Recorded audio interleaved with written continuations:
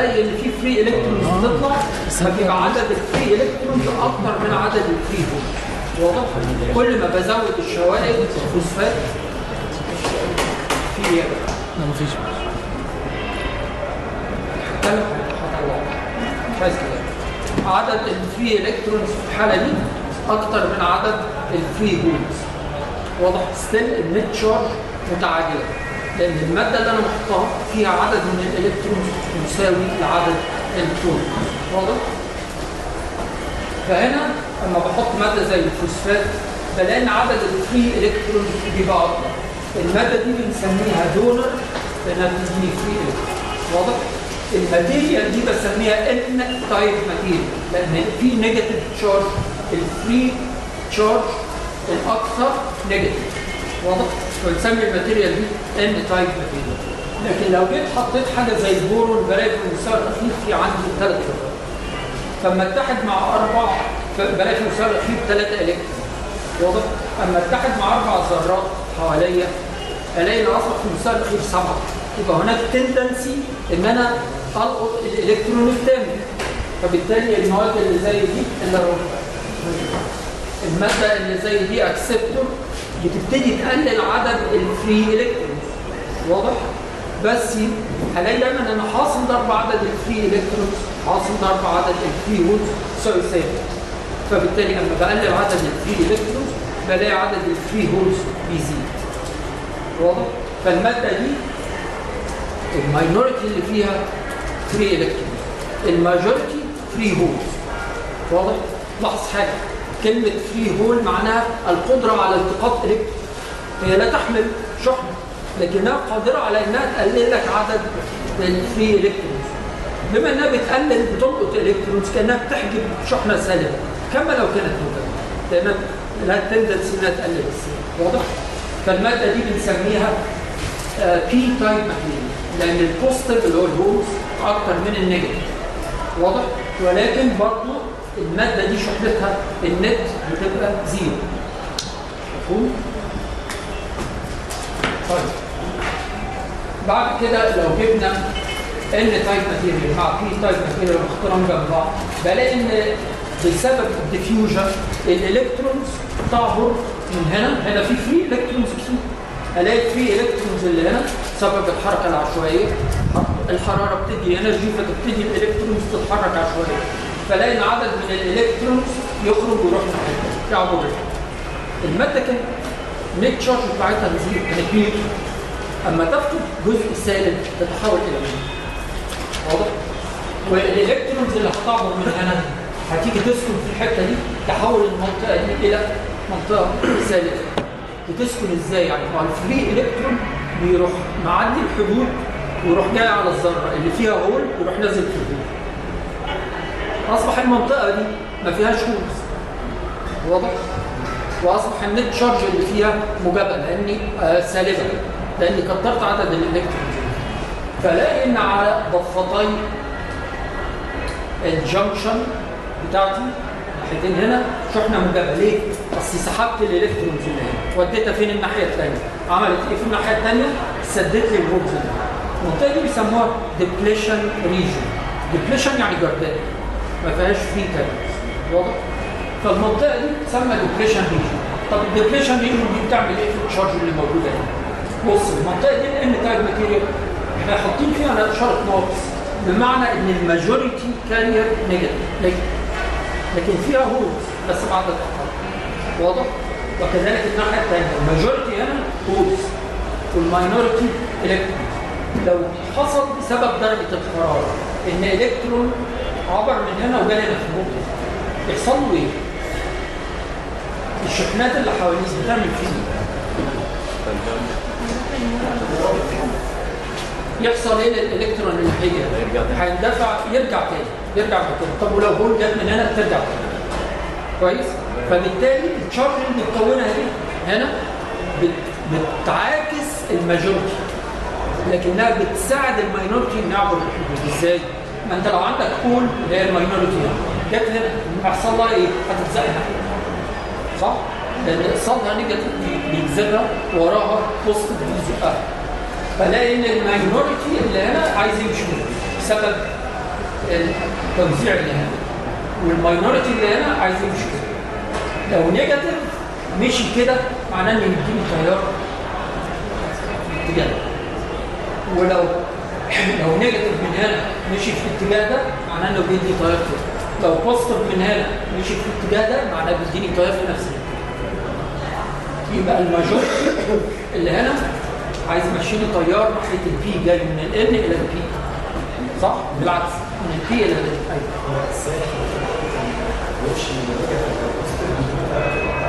لو في نيجاتيف الكترون هنا اللي هو الماجورتي انتقل من هنا لهنا، شو احنا سالبه جت كده تعني تيار ماشي كده، والعكس لو في هول ماشيه كده يبقى تيار ماشي كده لان الهول مجبر. واضح؟ دول الماجورتي. الماجورتي عايز يمشي لي تيار في الاتجاه، الماينورتي عايز يمشي تيار في الاتجاه. واضح؟ اللي بيزق الماجورتي هو الكونسنتريشن، اللي بيزق الماجورتي عايز يمشي تيار كده، الماجورتي بيمشي تيار كده. الديفيوجن، اوكي، التركيز النيجاتيف هنا عالي عايز يمشي كده، البوزيتيف هنا عالي عايز يمشي كده. فالديفيوجن عايز يمشي لي تيار من البي الى الماجورتي اللي هو الكونسنتريشن. واضح؟ لكن الالكتريك فيلد اللي موجود هنا بيمشي تيار بالعكس. التيار اللي ماشي هنا ده بسبب ايه؟ بسبب الدريفت. عندي حاجتين، ديفيوجن تركيز، والدريفت عشان الالكتريك فيلد، والاثنين عكس بعض. واضح؟ ده لو جبت الماتيريال وحطيتها زي ما يعني زي ما حطيتش فولتج من بره، فبلاقي ان الحال بيبقى فيه تيارين ماشيين. اللي بيحصل ايه؟ ان الانرجي اللي هنا وهنا تلاقي كل شويه الكترونز تنجح انها تعبر، عندها انرجي كبير، خدت منين الانرجي؟ من الحراره، تكتسب انرجي عاليه تعبر. اما تعبر الاقي قصادها الكترونز تعبر ناحيه، فلاقي التيارات ماشيه باستمرار. واضح؟ في تيار ماشي، تيار ديفيوجن وتيار دريفت، الاثنين قد بعض بيعكسوا بعض، النت بزيرو، الدنيا تستقر على الوضع. في ديبليشن ريجن على الناحيتين، خلينا الدنيا شكلها ايه معايا. لو جيت بعد كده ابتديت احط الكتريك فيلد او ابتديت احط فولتج من بره زي ده، الفولتج ده بيعمل ايه؟ هيعمل لي شحنه موجبه، صح؟ هيرمي هولز كانه بيسحب الكترونز من هنا، هلاقي ان سحب الالكترونز هنا بيسحب الكترونز وده بيسحب هولز ويكبر لي الديبريشن اللي ربع نص نعم صح. لا اوكي. فبنقول ايه؟ فبقول ده بيكبر الديبريشن ريجن. كبر الديبريشن ريجن معناها ان العائق اللي كان قد كده بقى قد كده، فهناك صعوبه اكتر ان الالكترون يعبر، عايز انرجي اكتر. واضح؟ فبالتالي اما بعمل الفولتج بالشكل ده، لاحظ الفولتج ده عايز يمشي لك تيار عكس الماجورتي، مش كده؟ التيار اللي انا بحاول امشيه بواسطه ده عكس التيار بتاع الماجورتي. ده بيساعد الماينورتي، والماينورتي عدد قليل، انت هتخلي الماينورتي تتشجع وتقعد، بس في النهايه الماينورتي عدد قليل من الكارير، فلو عبرت كلها نجحت تيار مهمل. واضح؟ فبالتالي وضع البطاريه بالشكل دوت افكتفلي ما بيمشيش تيار، انما اكشولي افكار صغير قوي لان انا شجعت الماينورتي. احنا قبل كده كان التيارين قد بعض، ماجورتي والماينورتي، دريفت والديفيوجن كانوا قد بعض والنت بزيرو. انا شجعت الماينورتي، فالماينورتي هيزيد شويه. الماينورتي اللي هو ماشي ماشي ازاي؟ ماشي الماينورتي ماشي، انا بشجعه هلاقي فعلا في الطيار، بس الطيار ده مهم بيبقى في حدود قد ايه؟ 10 اس ناقص 15، 10 اس ناقص 14، 10 اس ناقص 16 في الرينج. واضح؟ يعني واحد على مليون ما اعرفش ايه من الامثله، فكلام ملوش قيمه. واضح؟ يعني يا دكتور التيار بتاع السورس هيضيع مع التيار بتاع الماجورتي؟ احنا عندنا هنا في تيارين، سبب نقول لك في تيارين متعادلين. الماجورتي بيديني تيار بجد، سبب ده ديفيوجن، سبب تركيز، والعكس ده بسبب الماينورتي. ماشي كده؟ البطاريه اللي انا حاططها شجعت ده، وعكس ده، صح؟ بتحط ماشي اصلا هنا التيار اللي يمشي كده دوت مرتبط بعدد الالكترونز، بعدد الماينورتي كاريرز. ده التيار بتاع ماينورتي، انا بشجع الماينورتي لانها طبعا الماينورتي عددها قليل، فبالتالي بشجع تيار مهمل ملوش قيمه. واضح؟ وبالتالي السورس دلوقتي هنعمل ايه ايه؟ السورس؟ ان شبكه البطاريه اللي فوق مالها؟ هتعمل ايه؟ ايه فايدتها؟ مش هتشجع الميموري بس؟ فايدتها انها بترفع لي جهد الطرف حاططها ازاي؟ طب ده مفهوم الاول عشان هنبني عليه.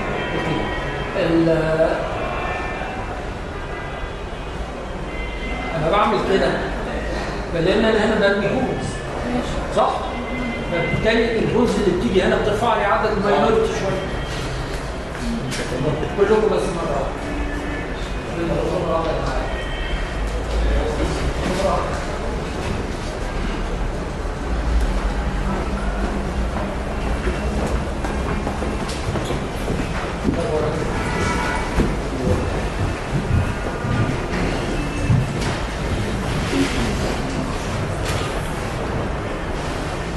هنبص على القصه دي ازاي؟ تقدر تبص عليها من ناحيتين. الكاريرز اللي انا بحذفها هنا دي عباره عن ايه؟ هولز، شحنه موجبه. هتقلل عدد الماجورتي شويه. واخد بالك؟ هتزود الماينورتي حاجه بسيطه. فبالتالي مش هتبقى لها تاثير كبير. لكن لاحظي تقدري تبص لها بطريقه ثانيه، ان انا برفع جهد المنطقه دي تخليها مور بوست، موصلها على الطرف الموجب. مقابل ان انا بخلي المنطقه اللي في الناحيه الثانيه مور نيجاتيف، فبالتالي البارير اللي كان ما بين الاثنين انا بزوده، برفع جهد دي واقلل جهد دي، فبالتالي بتخلي العائق اللي قصاد انتقال الشحنات الماجورتي اكبر. واضح؟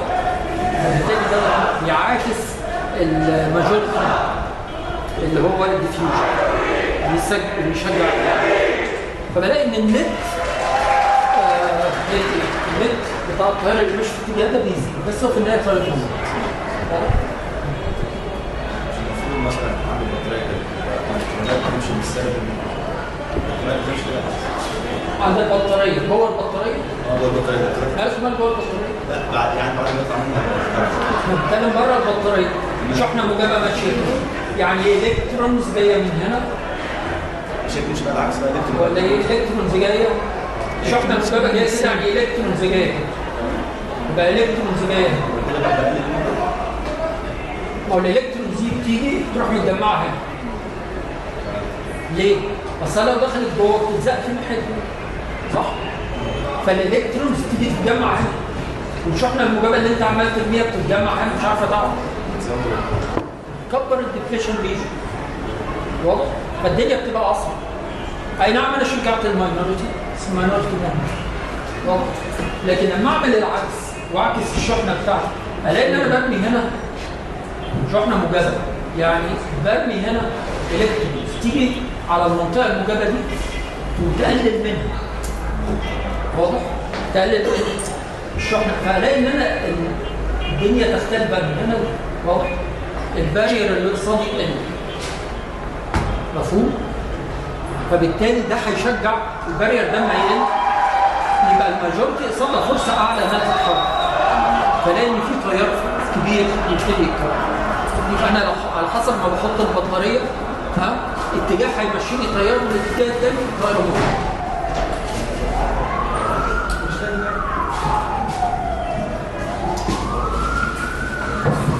فاهم الكلمتين اللي قلناهم في الفيزيكس دول؟ الكلمتين دول مهمين.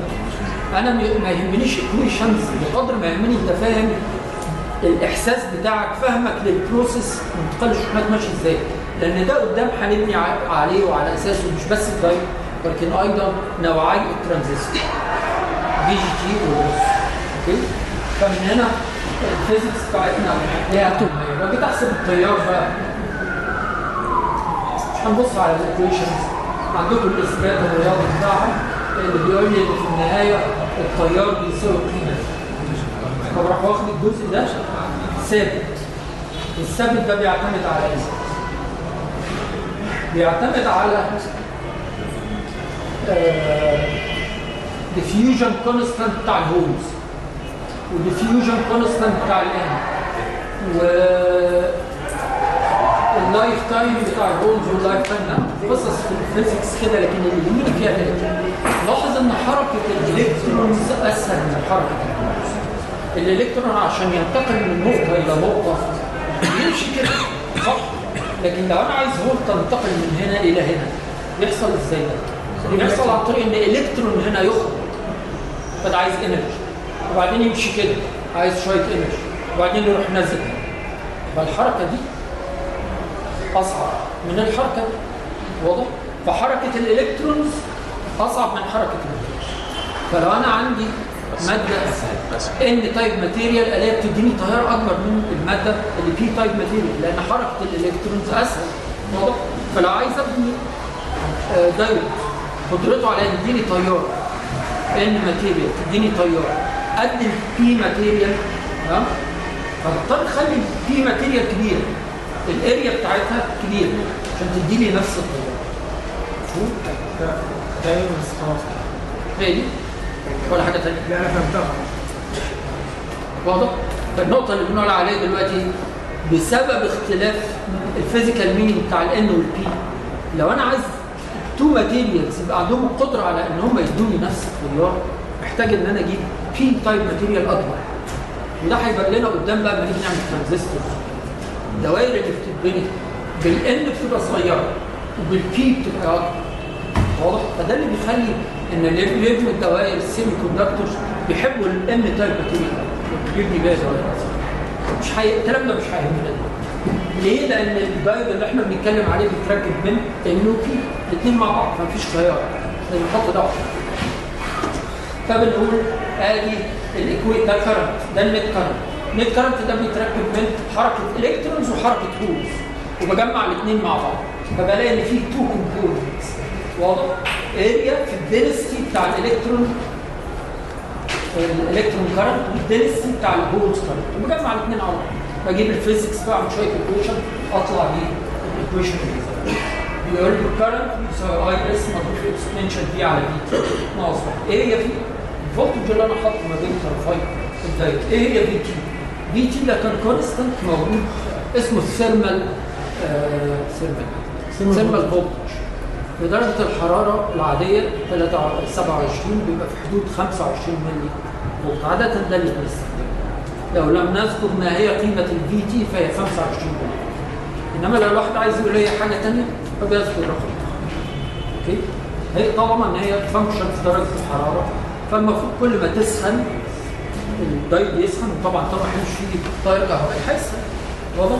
فلما تسخن بلاقي الفي تي بتتغير، بس ما تنساش ان درجه الحراره اللي احنا بنتكلم عليها بالكلفه يعني 273 زائد درجه الحراره العشريه اللي احنا بنستخدمها. اوكي؟ سيلسيوس. فبالتالي اما تزيد لها 20 30 40 درجه جنب ال 270 ما بتفرقش كتير. تعمل فرق بس ما بيبقى يعني 25 ملي ممكن تبقى 26 27 واضح؟ انما مش بتتحول واحد فولت بس. لا. ده شكل التيار. لاحظ ان التيار لو حطيت الفولتج ريفرس بيشيل التيار سالب بس قيمته صغيره قوي، حده الاقصى قد ايه؟ لو حطيت الفولتج السالب ده بماينس انفينيتي هلاقي القيمه دي بصفر. والتوتال كارنت ماكسيموم اللي هيمشي في العكس ريفرس هو اي اس. بيتحسب من هنا اي اس، بيقول لنا اي اس في 10 ونص 5 واضح؟ كانت القيمه مهمه. اما لو حطيت فولتج موجب بس لازم القيمه الموجبه دي تبتدي تحول ده الى حاجه ليها معنى جنب الناقص واحد اللي جنبها. واضح؟ فبلاقي ان ايه؟ لما بحط فولتج موجب في البدايه كده مش مأثر، بس بعد شويه يبتدي يزيد. عند قيمه بتبقى عاده في حدود ال 0.7 فولت بلاقي تيار كبير خالص. واضح؟ وبكده نكون خلصنا شابتر 3. بس هنلاحظ كم ملحوظه هنقولها هنستخدمها في نهايه الشابتر بتاع الدايت. الملحوظه دي بتقول ايه؟ شايف منطقه الديبليشن ريجن دي؟ مش انت عندك هنا شحنه موجبه وهنا شحنه سالبه؟ والاثنين واقفين مكانهم، مفيش حد بيتعدى على الاخر، كل واحد واقف مكانه، الدنيا مضمونه. ده كانه كباستور، صح؟ ده عامل زي الكباستور. وكل ما بغير الفولتج اللي على الدايت الكباستنس التشارج المشحونه تختلف. فده مش شرط كانه كباستور بالظبط، واضح؟ وبعدين الايكويشنز بتقول ايه؟ بتقول العلاقه ما بين الفولتج والتشارج اللي انت بتخزنها ما هيش لينير. يعني مش كل ما بتضاعف الفولتج تلاقي التشارج ضعفت، لا، ده العلاقه نون لينير. واضح؟ لو كان التشينج في الفولتج يساوي التشينج في التشارج كنا هنقول ده كباستور عادي، لينير كباستور، كباستنس بتاعته هتساوي دلتا الفولت دلتا الكيو على دلتا الفولتج. دي كباستنس. بس هنا دي متغيره، فبلاقي ان انا بكون كباستور، بس الكباستور الكباستنس بتاعته متغيره على حسب الفولتج اللي بحطه عليه، على حسب الكباستنس بتاعته شكلها. واضح؟ يعني كباستور بغيره بالكهرباء. مفهوم؟ بغير الكباستنس بتاعته، قيمه السي بتتغير على حسب الدي سي فولتج اللي انا حاطه عليه. اوكي؟ هنستخدم ده دلوقتي. هو مش هي كيو بيساوي سي في دي؟ كيو بيساوي سي في دي. لو انت عندك اي سي كارنت، اوكي، احنا الدوائر البروسيسنج اللي بعمل بيها بروسيسنج لديتا عاده بدخل اي سي داتا بعمل لها بروسيسنج. فبالتالي لو انت لقيت ان دلتا الكيو على دلتا سي اختلفت عن كيو على سي وانت شغال اي سي، عارف، شغال الترنيتيف كارنت، ولقيت ان ايهما بقى اللي هتخليه تعريف الكباستنس، دلتا كيو على دلتا سي، دلتا كيو على دلتا في تقول دي هي الكباستنس بتاعتي، ولا كيو على سي. لو انا شغال اي سي هقول لك كيو على سي هي الكباستنس بتاعتي. لكن لو انت مهتم بالتشينج، تشينج في الكرنت فيرسس التشينج في الفولتج، فهتلاقي تعريف الدي سي، تعريف الاي سي اللي انا ادور على دلتا كيو على دلتا في، واللي هي الكباستنس بتاعتي. فبالتالي احنا اما باجي اشتغل اعمل بروسيسنج يعني بشغل اي سي سيجنال، ها، فبيهمني التعريف اللي بيقول لي دلتا كيو على دلتا سي، دلتا كيو على دلتا في، واللي هي الكباستنس. واضح؟ هو اللي بيغير الكاباسيتي بتاعت الدايود الابسلون ريلاتيف، صح؟ اللي هي الابسلون ريلاتيف. لا، هو الفولت بيغير الابسلون ريلاتيف بتاعها، لا. بيغير الكاباسيتي. لا، ابسلون ريلاتيف دي حاجه مرتبطه بالماده وما بتتغيرش.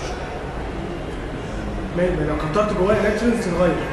لا، ما بنقولش كده، احنا مش بنقول كده. احنا بنقول ايه؟ بقول لك انا كل ما بكبر سير ريفرس فولتج اللي ما بين الطرفين الديبريشن ريجن بتزيد، يعني التشارج اللي انا حطيتها بتزيد.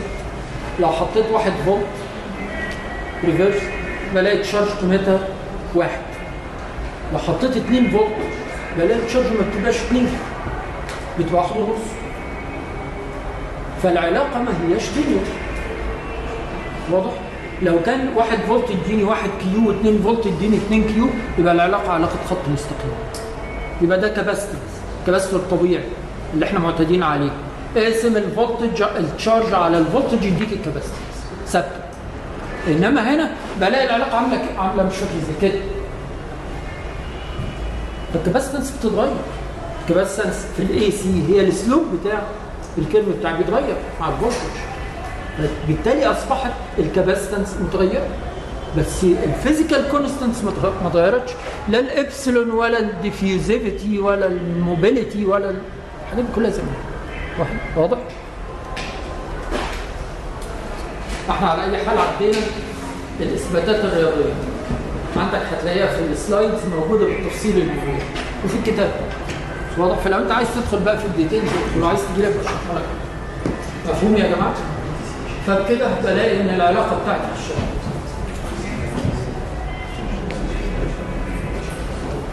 رايح فين؟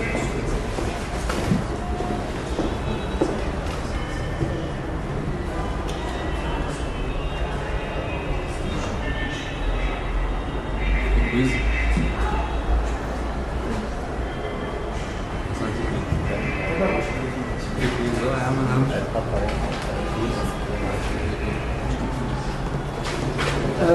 بنقول ايه؟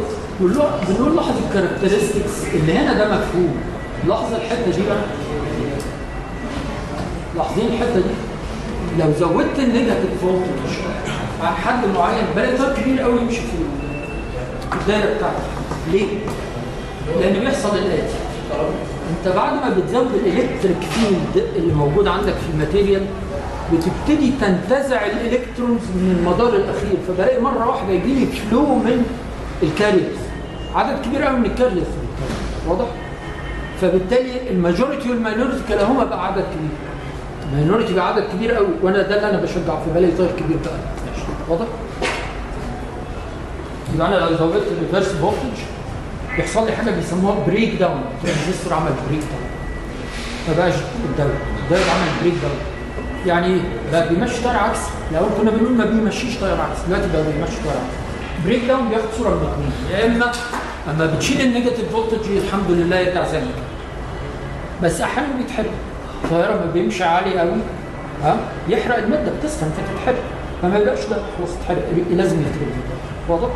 فالبريك داون يا اما يبقى ريفرسبل يا ايرفرسبل.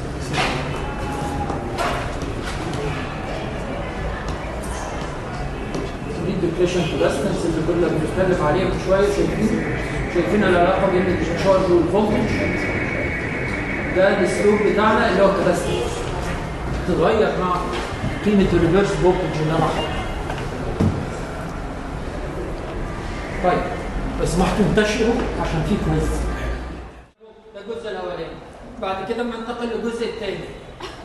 الجزء الثاني بنحط الفولتج على الطرف اللي فوق ولا على الطرف اللي تحت؟ حتى الاوفست بنحط الاوفست هنا، ما بنحطوش هنا، مش كده، بنحط الاوفست هنا. فكأنه في النون انفيرتنج مود بيبقى الجين قد ايه؟ 1 زائد 4 ب5، صح؟ 5 اضربها في الانبوت اوفست اللي هو 10 مللي، يطلع الاوتبوت اوفست قد ايه؟ 50 مللي، صح؟ ذاكروا اول باول لان هيبقى فيه كويز السنه وعليها درجات، فده يعني حاجه هتساعدكم.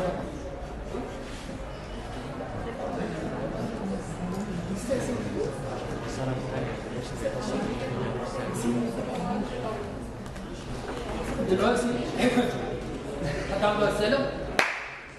مش عايز كلام، مش عايز كلام. هننتقل الى تشابتر 4. تشابتر 5 شويه فيزيكس طلعنا منها بايكويشن بتقول لي الكرنت بيساوي، بالاضافه لشويه حاجات صغيره. هي الاي اس بتتركب، تفاصيل الاي اس احسبها ازاي في ايكويشن بصينا عليها. واضح؟ اهم حاجه فيها ان البسط بتاع الاي اس فيه الاريا، فكل ما بكبر الاريا كل ما الاي اس بتزيد، والتيار بتاعي اللي ماشي في الدايره بيساوي اي اس في اكسبوننشال ما اعرفش ايه ناقص 1. كل ما بضاعف اي اس كل ما بضاعف الكرنت اللي ماشي في الدايره. واضح؟ ندخل بقى ايه؟ شابتر 4 بيكلمني الحاجه الاهم لينا كمهندسين، احنا مش فيزيشنز، مش ناس بتوع فيزيكس، اوكي؟ فهنبص على الانجينيرنج. اعمل بالكلام ده بنعمل فيه شويه دوائر مهمه ولطيفه. اللي هندرسه هنا بقى خلينا واقعيين، في اغلب الاحيان وده بندرس اسلوب تفكير. واضح؟ لان الدنيا بتتطور، في حاجات من اللي بندرسها هنا دوائر الاحدث بتعملها بطرق اكثر تقدما واكثر تعقيدا. واضح؟ احنا هنا بندرس الافكار الاساسيه، بتلاقي موجوده في دوائر كتير، اللي احنا هندرسه ده موجود في دوائر كتير، بس الدوائر الاكثر تقدما بتبنيها طرق ثانيه اكثر تعقيدا. واضح؟ يعني انا اللي يهمني هنا يا جماعه ان احنا نعرف ازاي نفكر، نعرف ازاي نحلل الدايره، اعرف ازاي اوصل لحل. اسلوب تفكير ده الاهم. ادي الدايت بتاعي بيبقى الرمز بتاعه كده. ناحيه البي بحط مثلث بيقول لي التيار زي السهم كده، مش التيار بيجي مش كده؟ التيار بيجي من البي الى الان، فاروح اعمل مثلث وناحيه الان اروح حاطط شرط. بتقول لي ايه؟ لو التيار جاي من هنا ممنوع، لكن لو التيار جاي من هنا مسموح. فده الاتجاه الدايت بيمشي فيه التيار. ده اسمه انود وده اسمه كاثود. طرف P بنسميه انود، طرف N بنسميه الكاثود. احنا بنتكلم على ايديال دايت في الاول كما لو كان الدايت ايديال. يعني ايه؟ يعني في ناحيه هو شورت سيركت، وحاولت امشي التيار فورورد فاعتبر الدايود شورت سيركت. يعني ايه فورورد؟ يعني من البي للان هعتبر الدايود بتاعي شورت سيركت. واضح؟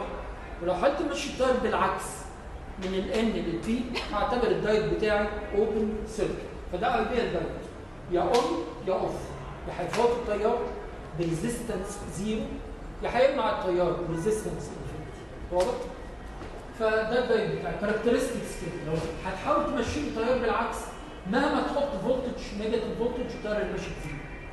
اما لو حاولت تمشي تيار فورورد فطالما ان هو شورت سيركت فاي تيار تمشيه هيعمل دروب زيرو على الدايود لان هو شورت سيركت ريزيستنس زيرو. واضح؟ فدي كاركترستكس اي دي كاركترستكس. لا لو شورت ريزيستنس زيرو، لو اوبن ريزيستنس زيرو. فهو يا اما كده يا اما كده. تعالوا بص، لو انا حاطط ايديال دايود وحاطط فولتج هنا 10 فولت، الريزيستنس اللي هنا بكام؟ زيرو، والتيار هنا هيمشي فورورد. فلو حطيت فولتج سورس هلاقي التيار اللي ماشي قد ايه؟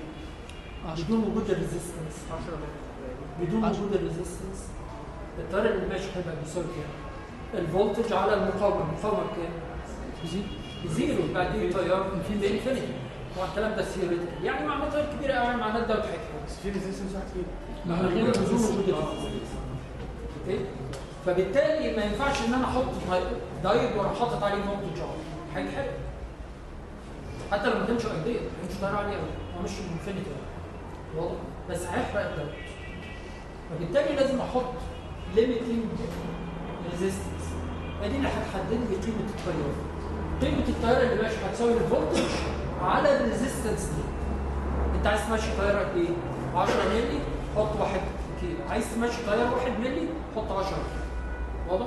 يبقى الريزيستنس دي هي اللي هتحدد لي قيمه التيار. اما لو كان الدايود بالشكل ده التيار اللي ماشي قد ايه؟ زيرو.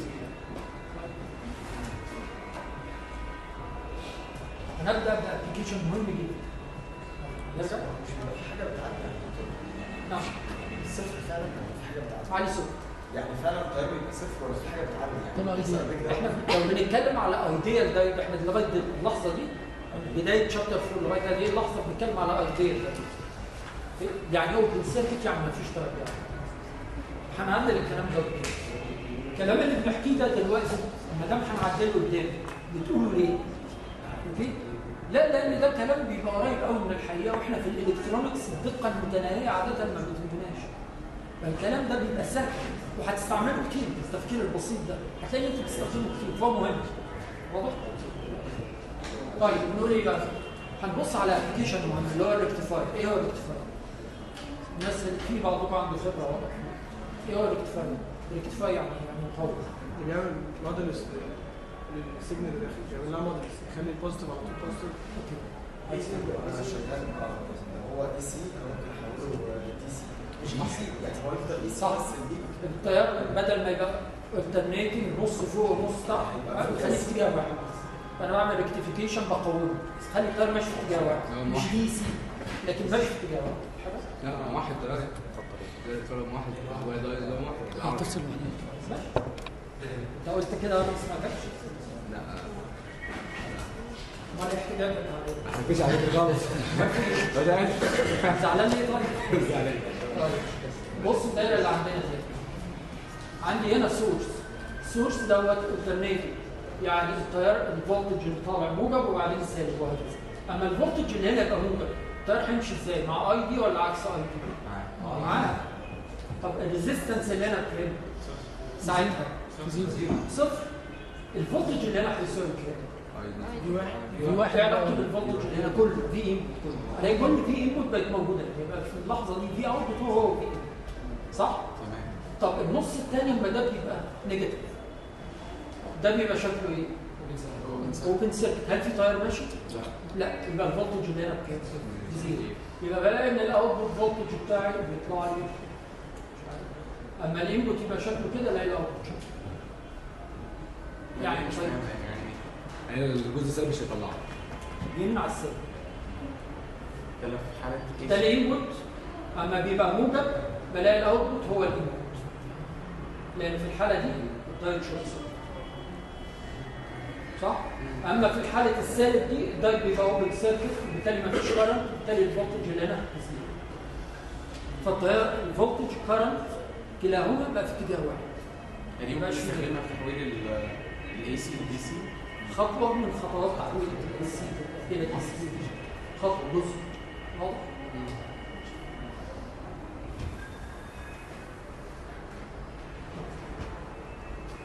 الدايره دي تفرق ايه بقى عن اللي فاتت؟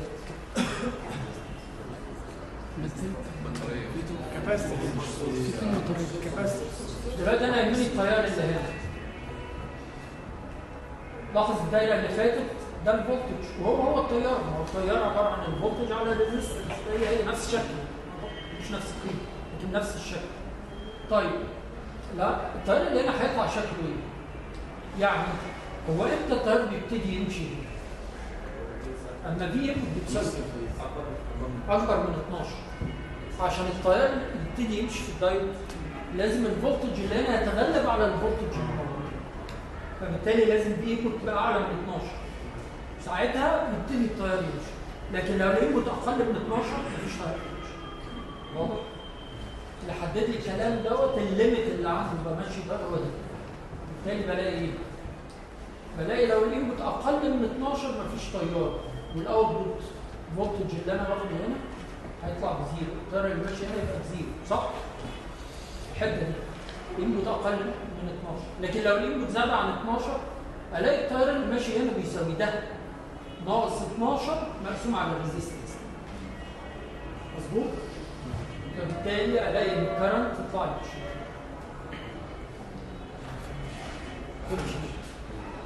امتى يبقى 24 وامتى يبقى 12؟ امتى يبقى 24؟ وامتى يبقى 12؟ الانبوت السورس دوت البيك بتاعه 24 فولت. اما الفولتج اللي هنا يبقى 11 بوزيتيف 11 فولت. هل في تيار هيمشي؟ لا، لان النت فولت 12 ضد 11، فال 12 هي اللي غلبت فرق واحد. طب لما يبقوا 12 ضد 12 هيبقوا الاثنين قد بعض، بس النت بزيرو مفيش تيار هيمشي. الدايود مش اوف، بس الفولتج اللي انت حاطه. اما يبتدي السورس الانبوت فولتج يزيد عن ال 12، مقدار الزياده ده اللي هيمشي له التيار.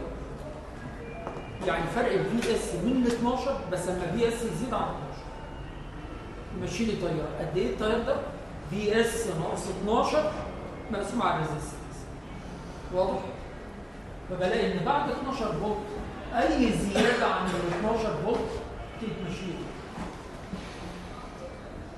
مفهوم الكلام ده؟ السؤال بقى بيقول لك ايه؟ طب اذا كان ده واخد الشكل يا ترى عند انهي زاويه، على اساس ان انا السايكل بتاعتي دي 2 باي، السايكل الواحده بين الواحده 2 باي، عند اي زاويه يبتدي التيار يمشي؟ واضح السؤال؟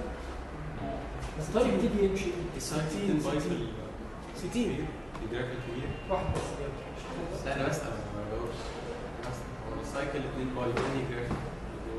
لا يعني نسبيا البيريود اعتبرها 2 وعلى حسب طبعا لو انا شغال 50 هرتز هتبقى السايكل 20 ملي سكند 30 درجه، فبنعتبرها 2 باي وخلاص.